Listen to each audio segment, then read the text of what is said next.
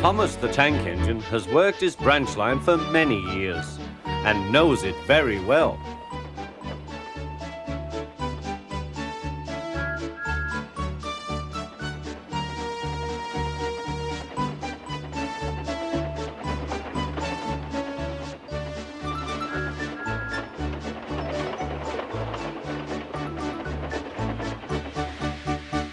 You know just where to stop, Thomas, laughed his driver. You could almost manage it without me. Thomas had become conceited. He didn't realize his driver was joking.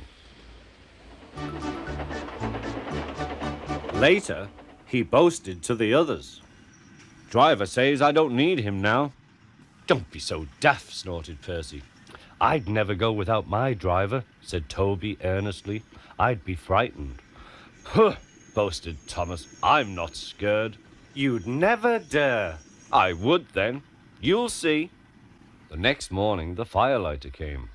Thomas drowsed comfortably as the warmth spread through his boiler. Percy and Toby were still asleep. Thomas suddenly remembered. Silly stick in the muds, he chuckled. I'll show them. Driver said I could manage without him. I'll just go out. Then I'll stop and wheesh. That'll make them jump.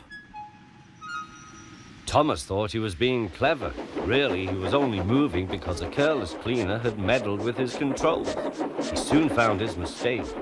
He tried to wheesh, but he couldn't. He tried to stop, but he couldn't. He just kept rolling along. He didn't dare look at what was coming next. There was the stationmaster's house. The stationmaster was about to have breakfast.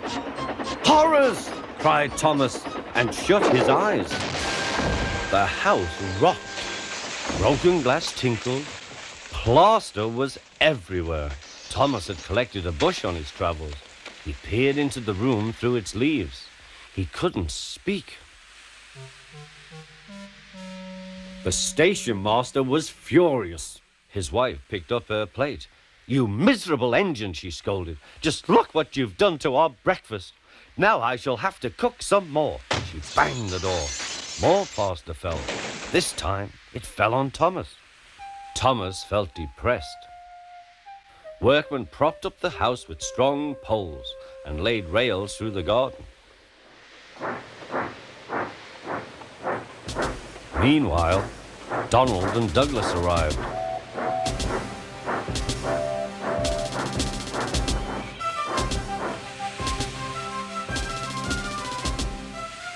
Don't fash yourself, Thomas. We'll soon have you back on the rails, they laughed.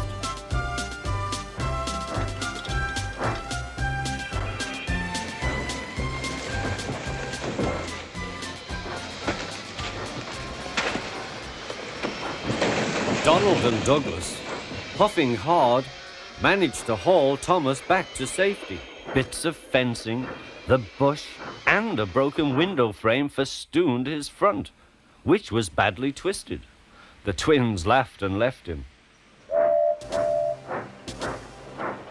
Thomas was in disgrace. There was worse to come. You are a very naughty engine. I know, sir. I'm sorry, sir. Thomas's voice was muffled behind his bush. You must go to the works and have your front mended. It will be a long job. Yes, sir. Meanwhile, a diesel rail car will do your work. The diesel, sir? Thomas spluttered. Yes, Thomas. Diesels always stay in their sheds till they are wanted.